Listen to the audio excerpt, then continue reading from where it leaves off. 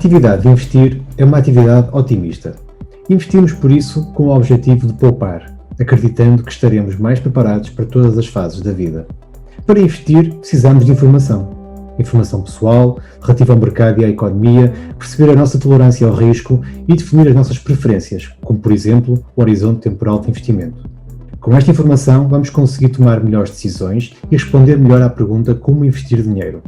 Para isso, servimos-nos do mercado financeiro, que é a nossa máquina de atualização de expectativas e um indicador avançado do mundo no futuro.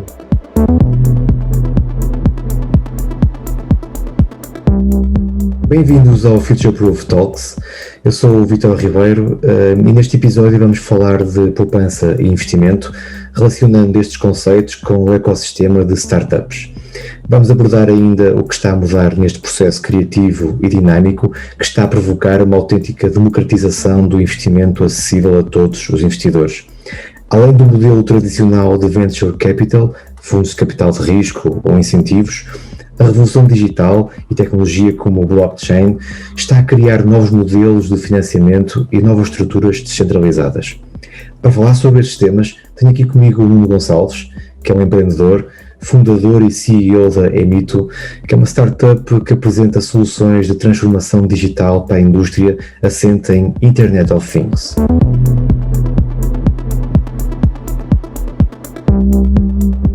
Olá Nuno. Bem-vindo ao podcast Future Proof Talks. É com muito gosto que te convido para estares aqui e ainda bem que aceitaste, porque vamos falar aqui sobre temas muito interessantes. Eu gostaria de começar por falarmos aqui um bocadinho sobre a importância que a poupança tem. A poupança é muito importante no nosso modelo económico. Depois fazemos a ponte para as startups e o que está a mudar em termos de investimento e financiamento nas startups. Eu sei que a poupança é um conceito muito abrangente, mas de forma simples toda a gente se refere, mas mais os economistas, a uma forma de adiar consumo. É uma forma, digamos, que é garantir os recursos para investir e contribuir para o nosso bem-estar financeiro no futuro. Eu quando falo de poupança, gosto muito de uma frase, de dizer uma frase do Morgan Housel, que é o autor de um livro The Psychology of Money, que ele diz assim: a poupança é a diferença entre o nosso rendimento e o nosso ego. De facto, isto é um pouco levado ao extremo, mas vai ter aqui o conceito de frugalidade, não é? Aquele conceito de poupar e de conseguirmos a independência financeira rapidamente e até conseguimos a reforma mais cedo. Mas o facto é que a poupança é essencial, não é? É essencial em qualquer economia. Eu diria até que é uma das formas, até de uma forma sustentada, de canalizar capital necessário para um investimento contínuo em inovação, em produtividade, em crescimento da riqueza, a vários níveis. Por isso, e fazendo referência aqui ao Joseph Schumpeter, eu acho que estamos a entrar numa fase de destruição criativa, ou seja, uma fase em que se está a desmontar ou destruir um tipo de sistema financeiro já algo antigo e velho, trocando por um novo. Daí que quando falamos em startups surge sempre aquela palavra-chave, a disrupção, a inovação radical.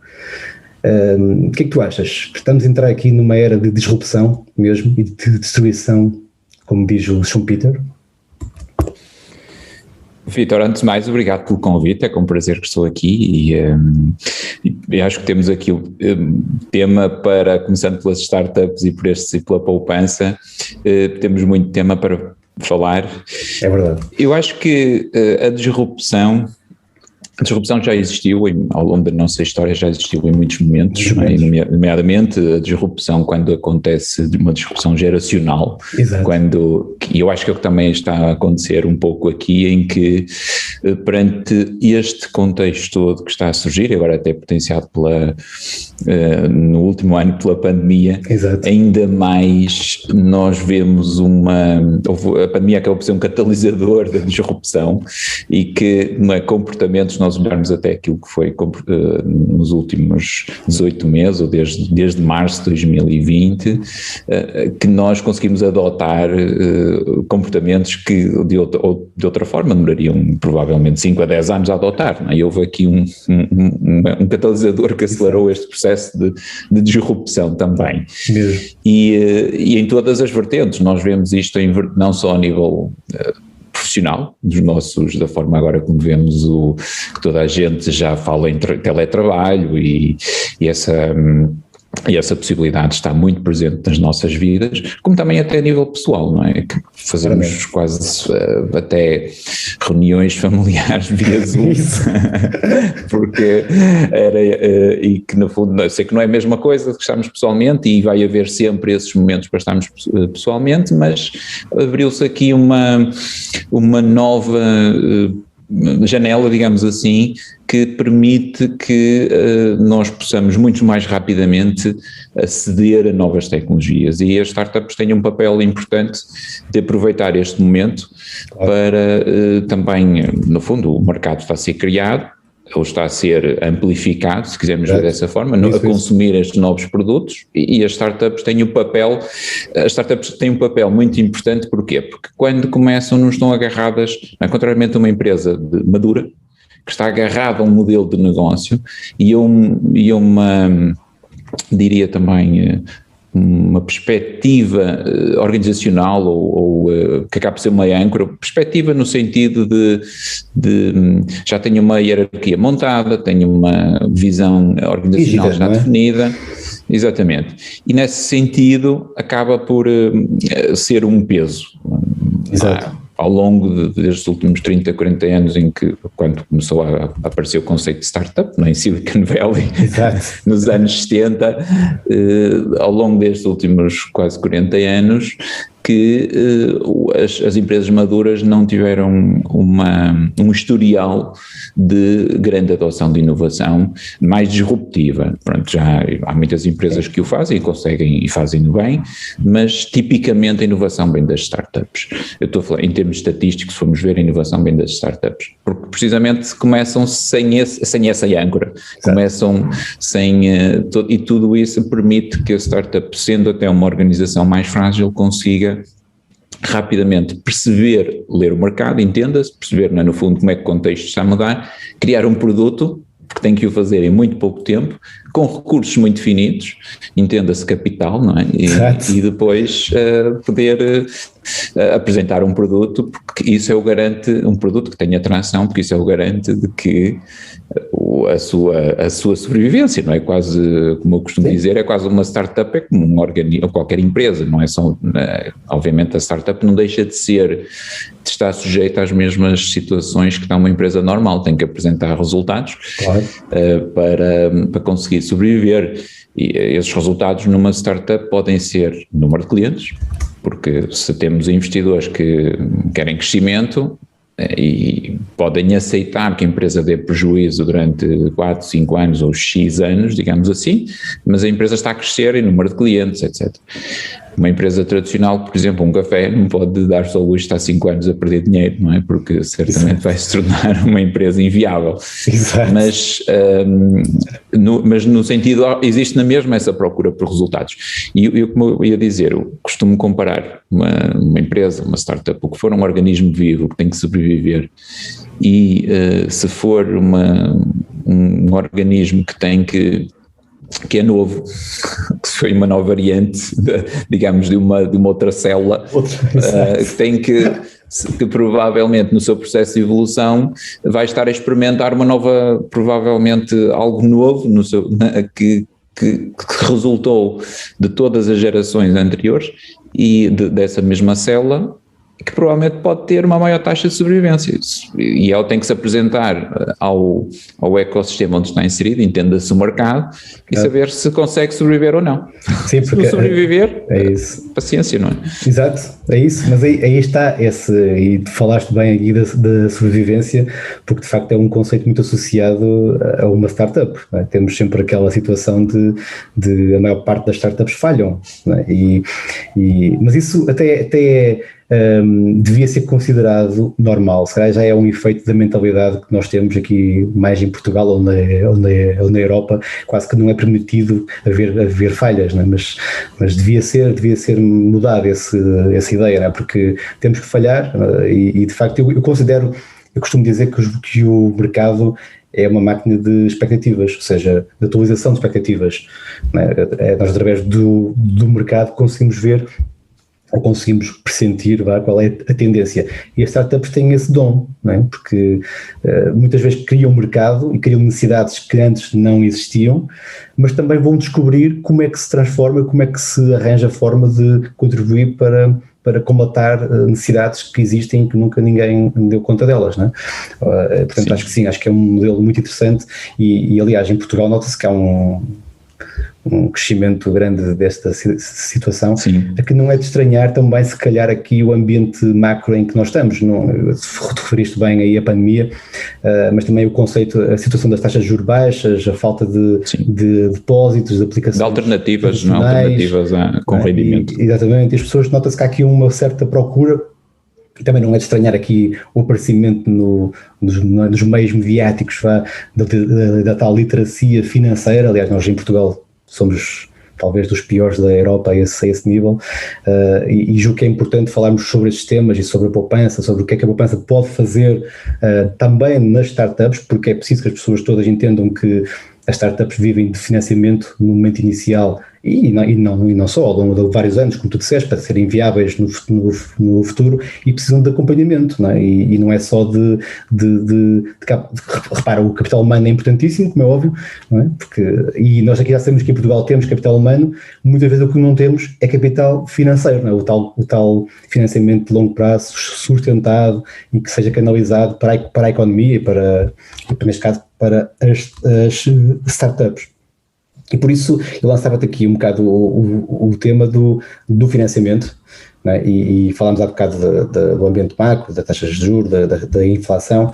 O que é que está a mudar aqui no financiamento das empresas? Ou seja, nós sabemos que existem estruturas peer-to-peer, os crowdfunding, os private equities, as SPACs, né? Tudo estes novas ideias, novas formas de investir e que deixam de lado os bancos, né? Os bancos parece que deixaram de estar presentes neste ambiente. O que é que achas que está a mudar? Tu tens uma experiência própria, né? Portanto também gostava de partilhasses aqui um pouco a tua visão.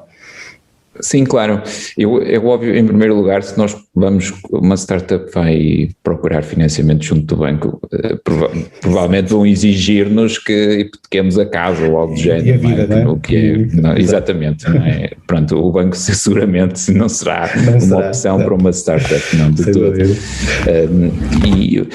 Realmente tem havido um aparecimento de fontes alternativas de financiamento das startups, que eu acho que as próprias startups devem aproveitar, porque, e até só antes de falar disso, convém só dar uma perspectiva muito rápida do que é o financiamento tradicional das startups, que passa por capital de risco, em que nós também aqui em Portugal fizemos uma evolução também ao longo dos últimos 10 anos, com o aparecimento de empresas de capital de risco, começou primeiro com as do Estado, o Estado ser também o promotor disso, por exemplo, com a Portugal Ventures. Exato. E depois, entretanto, tem aparecido players que já têm experiência de avaliar as startups, não é? Porque também é preciso fazer a avaliação, não é? Os investidores têm uma framework, digamos assim, que permite perceber se a ideia que lhes é apresentada, quais são os pontos fortes, pontos fracos, para que também querem garantir, não é? Perante uma taxa de sobrevivência muito baixa, não é? Que anda quase 10 ou 12%, basicamente isso, não é? É isso mesmo. Ninguém quer pôr o dinheiro no seu capital que estou a ganhar numa startup que depois, passado meio ano, um ano, felizmente tem que encerrar. É o tal tail risk, não é? É o tail risk, exatamente. E por isso tem vindo os investidores do capital de risco, quanto mais maduros são, mais conseguem Não só perceber e também apoiar as próprias startups onde investem, com conhecimento e com contactos, com o que seja. Esse é no fundo o sistema tradicional que vinha até agora a funcionar. E tem aparecido recentemente, há de alguns anos até esta parte, o crowdfunding. O crowdfunding, e agora até muito recentemente, fruto das alterações legislativas nos Estados Unidos e aqui na Europa, por exemplo, nos Estados Unidos a SEC permitiu, no fundo, a entidade que gera o que gera o mercado regulador, permitiu recentemente, no início do ano, permitiu o aumento até em que as startups podem angariar até 5 milhões de dólares. E na Europa também houve também um processo semelhante, e o que faz com que, e depois também paralelamente surgiram as plataformas de crowdfunding. Nós vemos aqui na Europa a Crowdcube, a Seedrs, vemos a WeFunders nos Estados Unidos, a Republic, a Start Engine, uma série delas a aparecer, e que realmente permite que o investidor normal, como eu seja, investidor de retalho, não é? Pega de retalho, exatamente, entenda-se retalho, pega nas suas poupanças, não é? Que estavam no banco a render zero. E vou investir aqui uma parte das minhas poupanças, em vez de estar vou investir numa startup. E, basicamente, de uma forma muito fácil, entra numa dessas plataformas e consegue diversificar até. E consegue diversificar, pode investir em vários. Se formos ver, aliás, até algumas plataformas, como é o caso que era Seedrs, por exemplo, que era Start Engine, fazem o auto-investimento, em que nós eles diversificam. Por exemplo, até nos digam, dentro do meu portfólio de startups onde eu investi, qual é a minha diversificação. Eu posso ver, tenho o setor de retalho X%, fintech Y%, e até me ajuda nesse sentido. E por isso este também tem sido uma fonte alternativa de financiamento, cada vez acho que vai ter maior atração, maior procura. Porque permite de uma forma muito simples, não é? Eu acho que aqui também as startups, a inovação traduz-se em valor acrescentado quando se passa de algo complexo para algo simples. Até agora, o investidor de capital de risco, ou melhor, o investimento em capital de risco estava inacessível ao investidor de retalho como eu, não estava acessível, e agora neste momento eu posso investir e tenho uma imensidão de plataformas onde posso fazer de forma muito, muito fácil e perguntar ao fundador ou à equipa que está lá, mas as vossas projeções de receita para os próximos 12 meses são X, e fazer uma pergunta qualquer sobre as projeções, que se calhar as projeções estão demasiado elevadas, eu posso perguntar e a pessoa responde. E eu estou a fazer, e posso ver outras perguntas que outros fizeram. Isso tudo faz com que o teu próprio processo no fundo, do due diligence, que normalmente um investidor profissional vai para essa fase. Exatamente, vai utilizando para selecionar as empresas onde investe. Nós, investidores de retalho, temos, até porque o tempo é mais limitado, não é? Isto é feito uma hora aqui ou está lá, temos que, no fundo, a utilização destas plataformas permite que, até porque pelas questões que depois são levantadas e pela discussão conjunta, permite que o grupo de investidores de retalho que está a olhar para uma empresa possa avaliá-la e detectar potenciais falhas ou algo que possam ser falhas no futuro, e dessa forma o meu investimento é mais seguro, o que é altamente interessante. E por outro lado, há outra questão, exatamente, do lado da startup, também esta abordagem é magnífica num outro sentido, é que a valorização é superior. Enquanto se eu procurar um investidor de capital de risco tradicional, ele vai-me querer baixar a valorização da empresa. Claro. Mas aqui nestas plataformas, tipicamente, a valorização é superior. Podemos estar a falar ainda de uma diferença significativa. Sim, interessante estás a falar desta valorização, da questão da valorização e da forma como se avaliam, até porque essas plataformas ajudam precisamente a avaliar melhor as startups, porque antigamente é incrível esta ligação e é importante que se falhe, até porque fala-se de muitas questões fiscais e burocráticas como barreira já à entrada, não é? Porque as startups têm muito startups, e não só, qualquer empresa tem esse problema, não é? Que mais até se calhar aqui na Europa, porque nós o que estamos a ver, e agora passamos aqui para este assunto, é que os Estados Unidos têm uma experiência já incrível neste mundo, e que a Ásia também está a crescer de forma imensa, não é? Com a criação de empresas e de novas ideias, e há um dinamismo incrível, não falta dinheiro, e na Europa parece que estamos a ficar um pouco aliás, atrás. Vítor, há mais 30% de dólares disponíveis agora nos últimos 12 meses do que havia no passado. Por isso. Precisamente. Mais 30%. Isso. Sim, é verdade. Não, eu estou a falar só para investimento em empresas. Só para investimento em empresas. Sim. Exatamente. Novas ideias, novos negócios, sim, isso é incrível. Claro que nós temos aqui falamos muito sobre aquilo que é as bazucas que os bancos centrais e os governos estão a lançar um pouco por todo o mundo, a questão aqui na Europa o Green Deal, há várias a transição energética, tudo o que envolve a tecnologia em relação a isso, e de facto há aqui um novo ambiente, não é? Notas isso na comunidade de empreendedores, ou seja, notas que parece que vêm aí oportunidades para o futuro, e que são, digamos, que é preciso agarrar, e que a Europa pode ter aqui uma palavra também a dizer neste mundo, ou seja, e não ficar só preso àquilo que são os investimentos tradicionais, value, industriais de há 40, 50 anos, não é? Achas isso?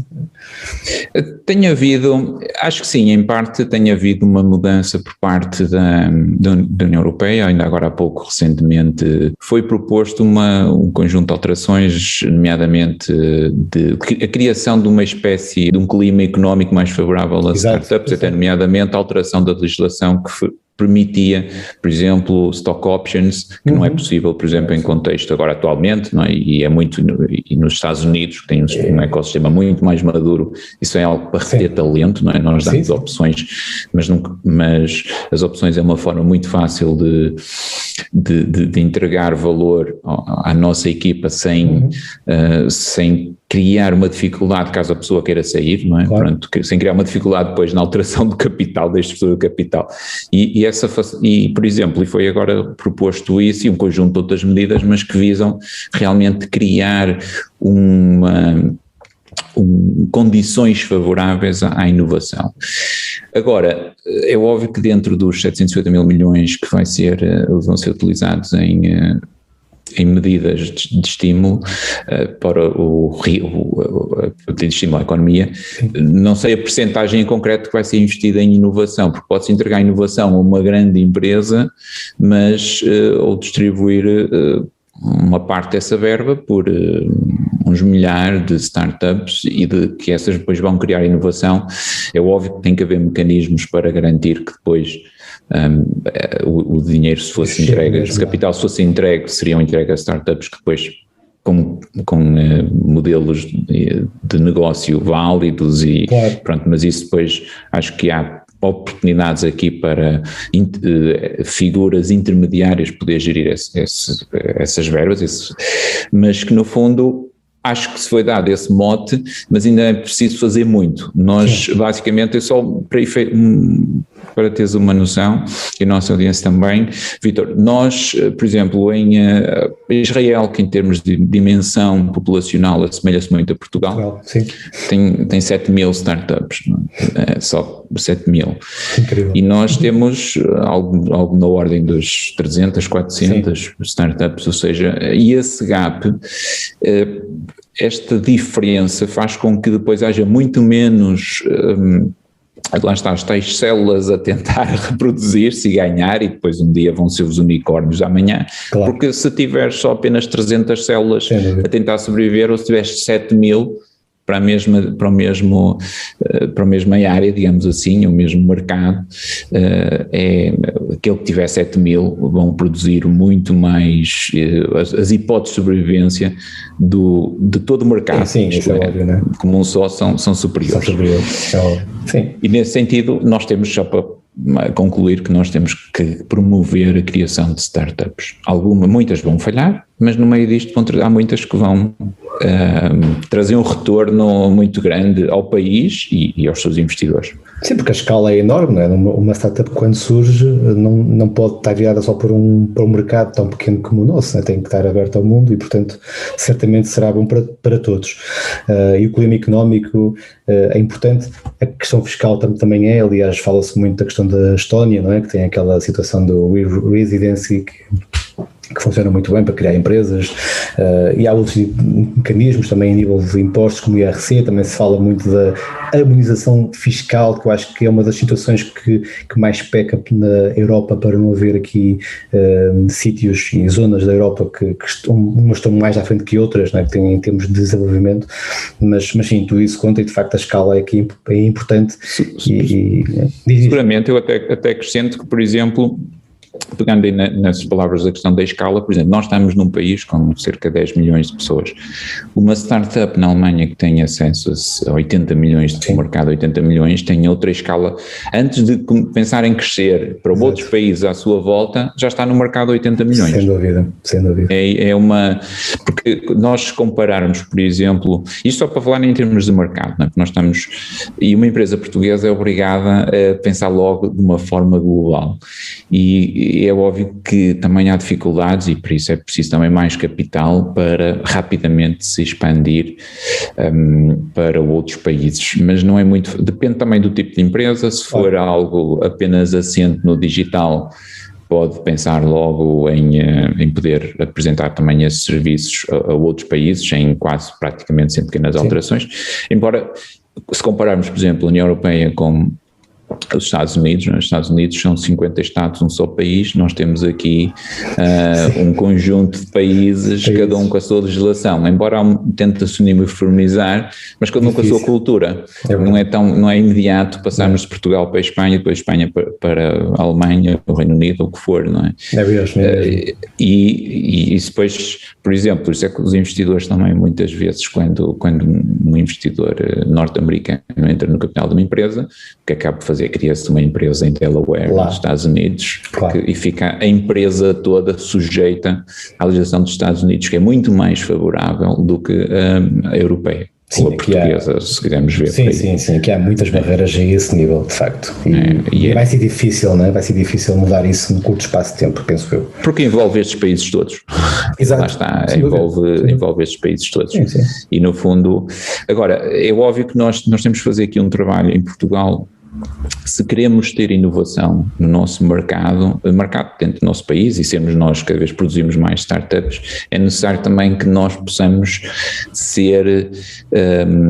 primeiro perceber que se a startup falhar, é normal. Não foi por falta de esforço, não foi por falta de experimentar, não é? Porque basicamente é uma experiência que pode não resultar. Claro. E a questão, até no início estavas a referir nós europeus ainda temos um bocado, e em particular os portugueses ainda temos um bocado essa aversão à falha, porque achamos que é uma diminuição da própria pessoa, mas não é, simplesmente testou-se e se não falhou. Não deu resultado. Há uma coisa que é importante perceber. Após uma falha, a equipa que saiu da falha vai ser muito melhor. Muito melhor, está mais preparada. Nós atualmente, o ser humano atual, é resultado de milhões de bilhões de falhas ao longo de milhões de anos de evolução, não é? Sim, e por isso estamos longe de ser perfeitos, não é? Somos uma disrupção, não é? Viva! Exatamente, e nesse sentido nós precisamos era de receber estes conceitos de braços abertos, o conceito da falha, o conceito da inovação e apoiar as empresas, se acharmos que os produtos que as empresas apresentam são bons, de os utilizar, porque isso ajuda a empresa a criar valor, a ter esta tração inicial. A tração inicial é sempre mais difícil, porque depois, quando tudo se torna claro, o mercado de origem da startup é menos importante, porque depois rapidamente transita-se para outros países. Sim, é isso. De facto, há aqui uma mentalidade que tem que ser mudada, e até acho que há aqui, repara, os investidores estão à procura disso, as pessoas procuram essas alternativas, não é? Querem investir, tem que haver aqui um encontro mais facilitador. Já existem imensas plataformas, já falamos sobre isso há pouco, mas sabemos que existe um investidor de retalho menos experimentado, menos conhecedor, não é? Menos, se calhar, com mais dificuldades até de entrar, mas precisa de ser ajudado também e incentivado a que isso aconteça e que se coloque o dinheiro a trabalhar, como os americanos dizem muito, e que a diferença de investidores na Europa e nos Estados Unidos é incrível. Nós somos tipicamente mais conservadores. Eu diria que nós somos um bocadinho avessos ao risco, mas diria melhor, nós não somos avessos ao risco, nós somos avessos à perda. Então está aqui um sentimento de contradição, quase que investimos mais em raspadinhas, não é? E depois, quando vemos um negócio com potencial à frente, até ficamos mais retraídos. Não, pá, isto é bom demais, eu não quero. Isso. Sim, seguramente. Uma das coisas que aprendi foi não pensar tanto na perda, mas pensar muito mais no potencial, no potencial, não é? No upside, não é? Isto do downside, não é? Nós pensamos muito, porque perder, por exemplo, 1.000 euros pode significar, por exemplo, se eu também tiver esta aversão à perda, pode significar que eu deixe de poder ganhar, por exemplo, 10.000 se investisse numa startup de alto potencial, e no início, sim, quando sim. Pode crescer, e é o que no fundo os investidores de capital de risco fazem, sabem que dentro do seu portfólio de investimentos há 2 ou 3 que vão trazer o retorno de todo o portfólio. Todo o resto. É verdade, isso mesmo. E quem investiu por exemplo, em grandes startups ou grandes aquelas oportunidades tipo a Uber, não é? Que foi rejeitada por grandes investidores no início, sim. E quem investiu, por exemplo, $50.000 poderia tirar depois, salvo erro, não sei se foram 150 milhões ou algo no final, na altura do IPO, não é? E são retornos. Agora, é lógico que encontrar a Uber e neste momento eu se calhar nem sei se agora, face ao potencial todo que existe, ao capital todo que existe neste momento disponível, não sei se agora, por exemplo, uma empresa como a Uber, se fosse tentar financiar-se, uma empresa, alguém com uma ideia semelhante ou uma ideia de alto potencial, mas que hoje o acesso a capital é mais fácil, se calhar, do que fosse há 10 anos atrás, que rapidamente uma empresa dessas, mesmo até mesmo que a ideia não fosse assim tão...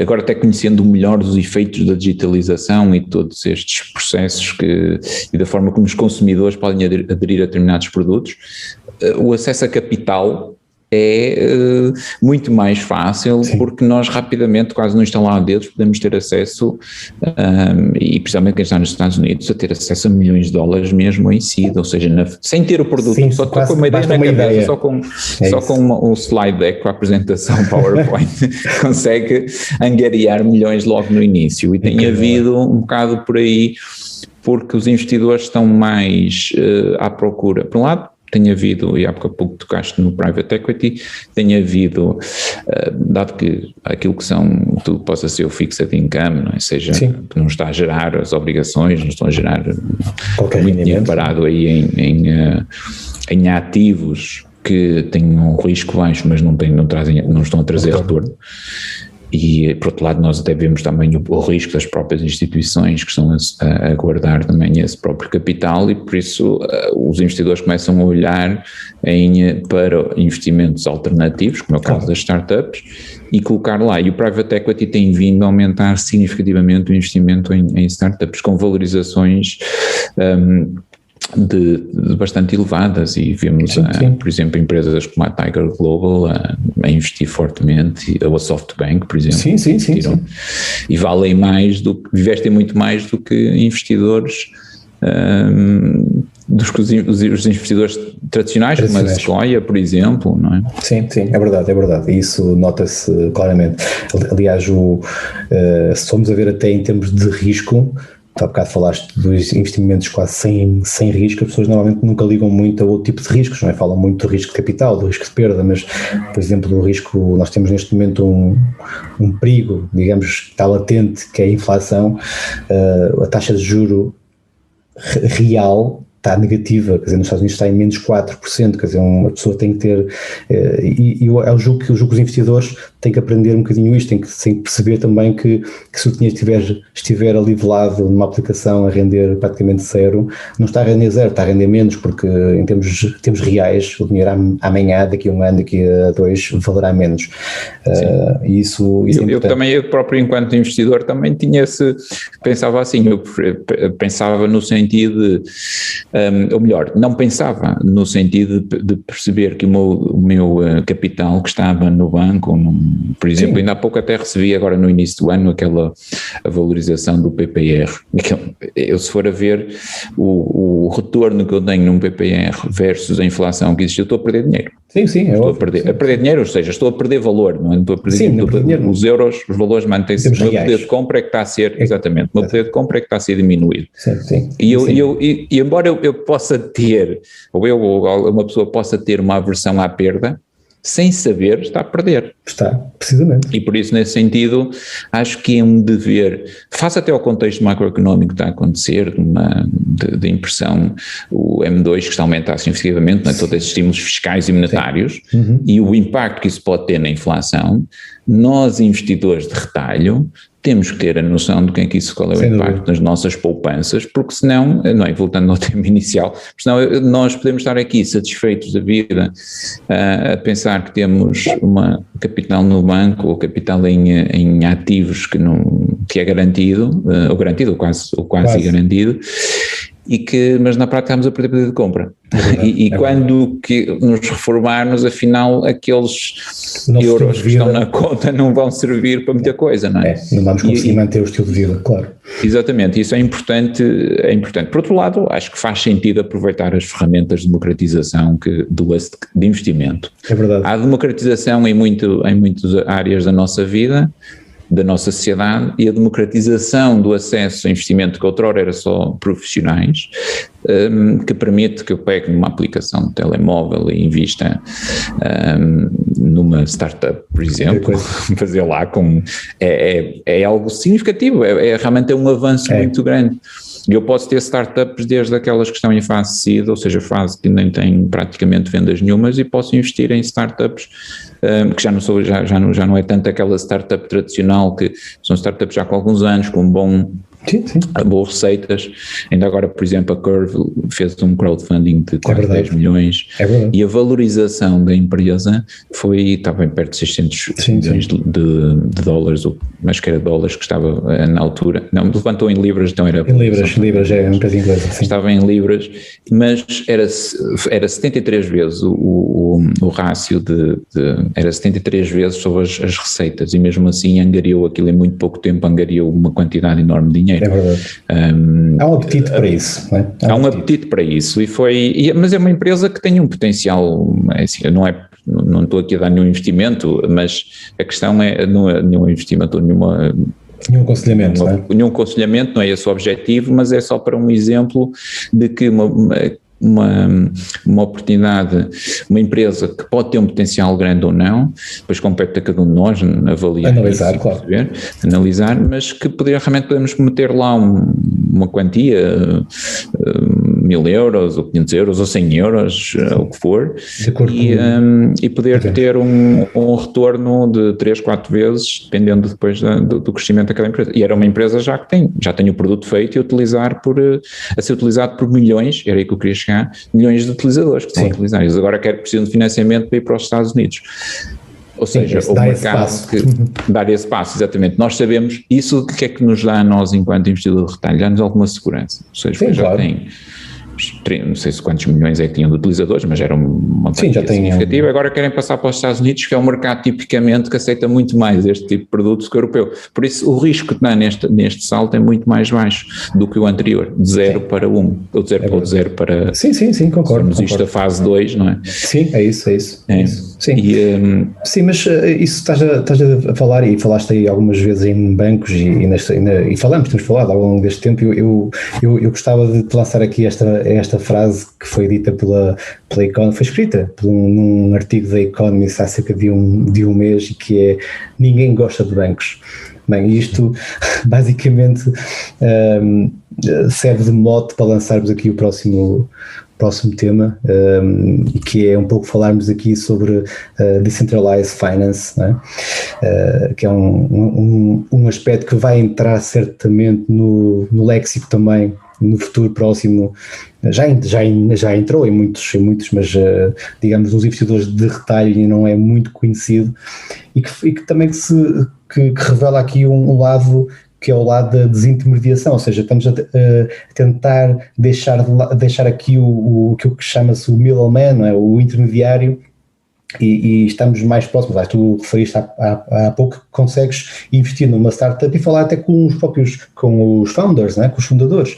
Portanto, há aqui um lado de proximidade que estes mecanismos, mais ligados à blockchain, a essa tecnologia, podem ajudar a ultrapassar e a criar um novo modelo, novo sistema, que para já é muito baseado em confiança, não é? Porque não há qualquer regulação e até é um pouco estranho como é que capta tantos bilhões de dólares, não é? Mas é a tecnologia em si que ajuda a isso.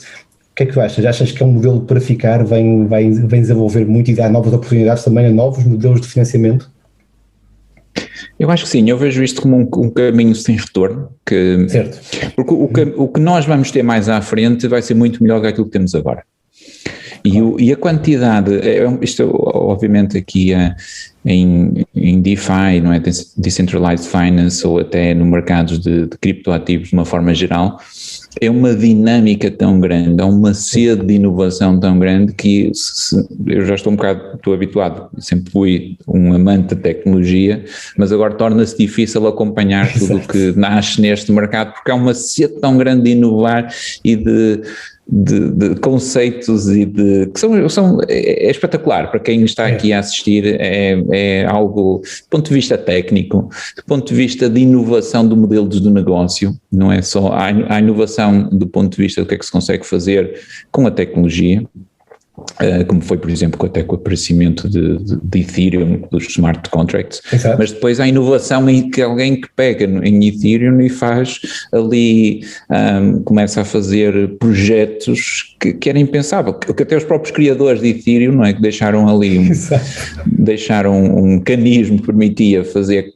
tudo, não é, muita coisa, mas nem pensaram eles quando o Vitalik estar a pensar, um dos fundadores, que conseguia-se depois fazer, por exemplo, uma série de projetos que nasceram da inovação das equipas e que têm sido de muitos programadores e developers que estão aqui a entrar, que são que tentam, o que é que eles tentam fazer? No fundo isto surgiu, e é preciso relembrar um bocado também isso, até para responder à pergunta, Vítor, porque é que está para ficar, foi Bitcoin nasceu, não é, que é embora já tenham havido alguns projetos, como é o caso do BitGold, antes do Bitcoin aparecer, houve alguns projetos que tentaram, no fundo, criar um mecanismo que foi banido pela BitGold, porque supostamente era demasiado inovador e eles foram banidos, mas no fundo a Bitcoin nasceu depois da crise financeira. E o Genesis Block, ou seja, a primeira transação, o primeiro bloco de Bitcoin, refere um artigo de um jornal que estava a falar no fundo, um dos efeitos da crise financeira de 2007, 2008, depois com a queda do Lehman Brothers. Mas, e por isso, esta inovação está a surgir e nasceu dessa vontade de romper com o passado que tinha levado à crise financeira de 2007, 2008, que afetou depois, durante os próximos anos, não é, depois contagiou a Europa nos anos seguintes e afetou todo o mundo, ou seja, todo o mundo foi afetado por uma crise provocada por alguns que eram os que estavam no poder do sistema financeiro, no controlo, que não eram os middlemen, mas faziam muita parte deles, assim acaba por ser também o middleman, o intermediário, que tinham o acesso ao pote, digamos assim. Eles não souberam zelar pelo nosso pote, e o que fizeram, levaram a perdas significativas para todo o mundo e muito sofrimento. E esta inovação nasce de quebrar com isso, para não permitir que volte a acontecer. Eu acho que é uma das, obviamente é uma das vontades de todas as pessoas que estão a trabalhar nesta área. Contudo, é óbvio que é preciso ver que a falta de regulação, há pouco tocaste nisso, pode fazer com que aconteça perdas, e é o que acontecem perdas, porque não existe um mercado que evolui de forma, ou altera-se de forma tão rápida que nem o regulador consegue acompanhar. E sim, nesse sentido, há até o risco de banir, ou pelo menos de regular de tal forma isto, que até pode acabar com a inovação, ou pelo menos limitá-la de forma significativa. Visto isso, temos visto isso de vários quadrantes. Até em termos de energia, não é? Provavelmente os gastos que a Bitcoin tem em termos de mining, não é? E outras coisas de género. Tem havido mesmo alguns investidores, alguns bancos eram muito reticentes a isso, entretanto já deixaram de ser. Lembro-me da JP Morgan dizer que era muito perigoso, e agora já lançam até algumas estruturas a esse nível. Quer dizer, é todo um conjunto de desinformação, e é como tu dizes, é muito rápido e tem surgido muitas coisas no meio disto tudo. Aliás, uma das situações que mais se fala, ou se falou no início deste ano, foram os NFTs, né? Exato. Que são os Non-Fungible Tokens, e por isso temos de estar quase que atentos diariamente. Não podemos ficar descansados, porque entretanto está a acontecer alguma coisa nova. Eu costumo dizer que um dia em cripto, no mercado de criptoativos, corresponde a um ano na nossa vida, porque realmente muda tanto e acaba por... A inovação é tanto, o ritmo é tão elevado que acaba por existir grandes mudanças de um dia para o outro, de uma hora para a outra. Sim, Exatamente. E é preciso, eu sei que também isto pode ser para quem está a ter este contacto, e agora, por exemplo, viu os NFTs muito recentemente, de ver esta explosão de NFTs, e toda a gente fala em NFTs, não é? Porque os NFTs no fundo são ativos que são singulares, são únicos no sentido de quem tiver a posse, não é? Se tiver, por exemplo, se for uma música, os direitos de autor de uma música, posso comprar os direitos de autor a um artista.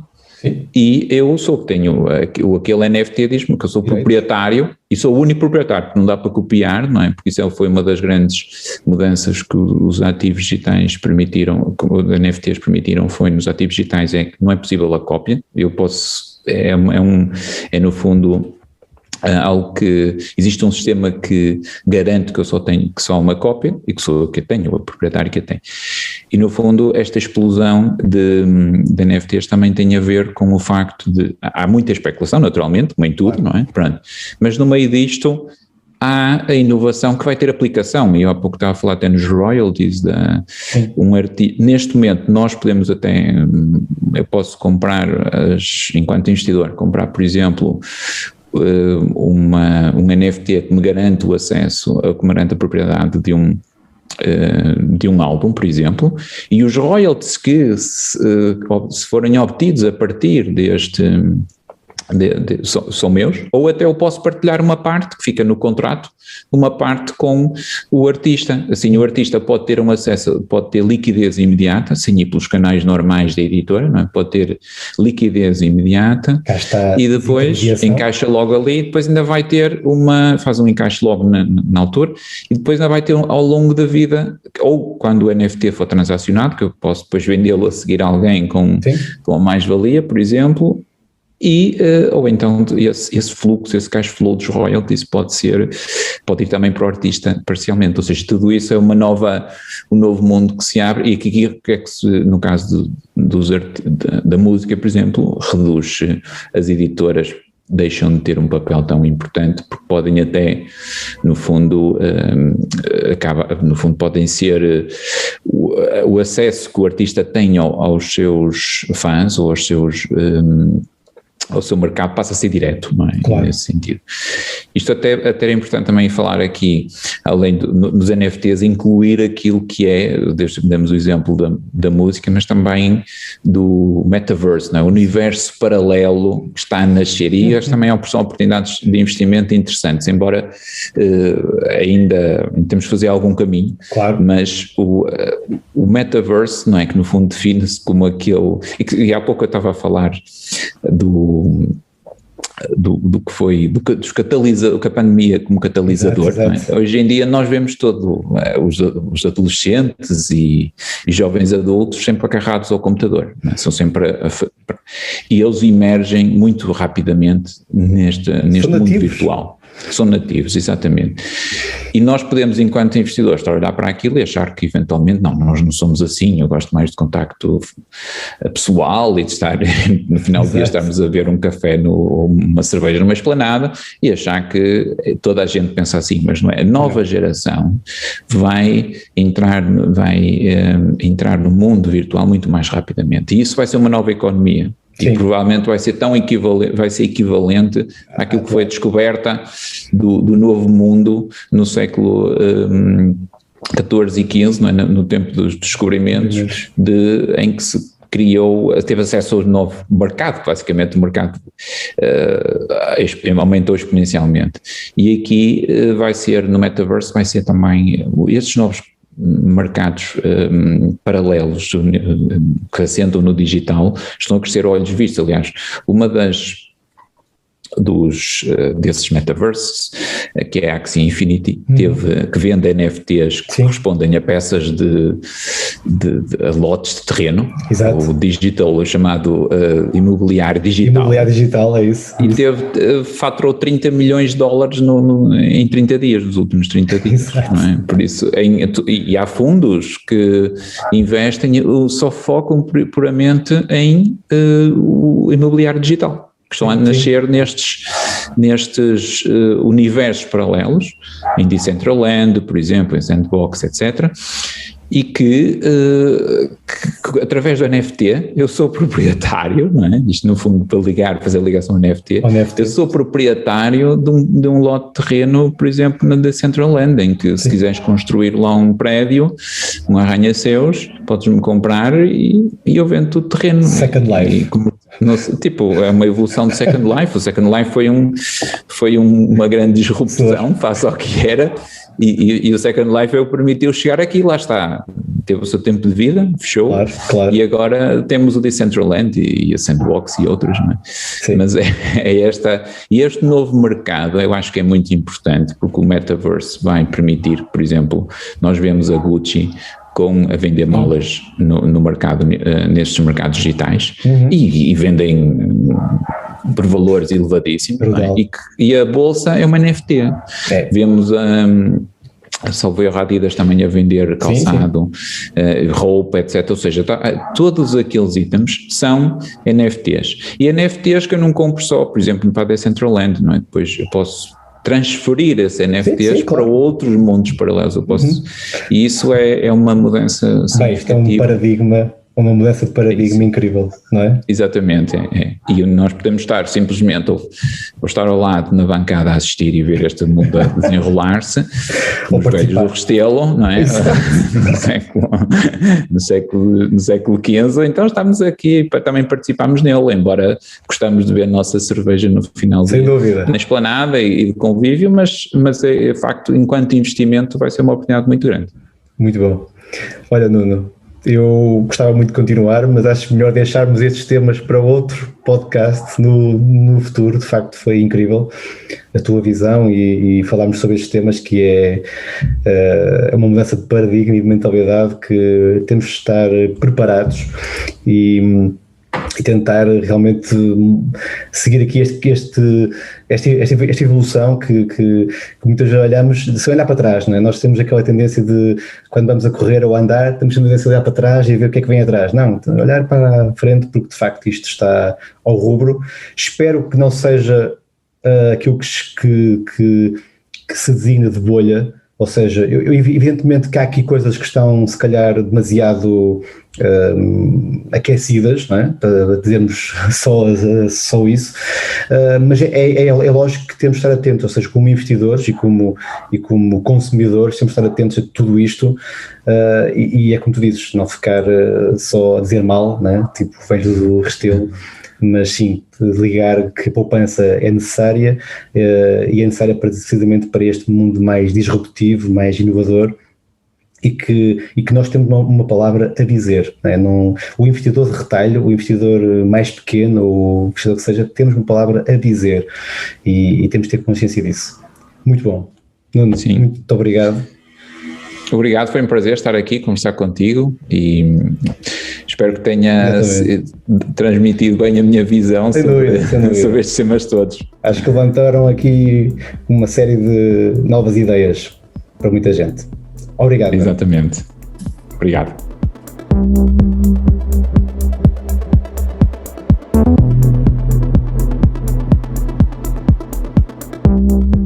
Terminamos assim mais um Future Proof Talks, desta vez sobre o mundo das startups e dos novos modelos de investimento e financiamento. Um mundo de grande dinamismo e inovação, uma autêntica máquina de atualização de tendências e expectativas. Para mais conteúdos e informações sobre este e outros temas, acedam a futureproof.pt e às atualizações do nosso LinkedIn e Twitter. Neste remake do Second Life, o investimento é uma espécie de regresso ao futuro.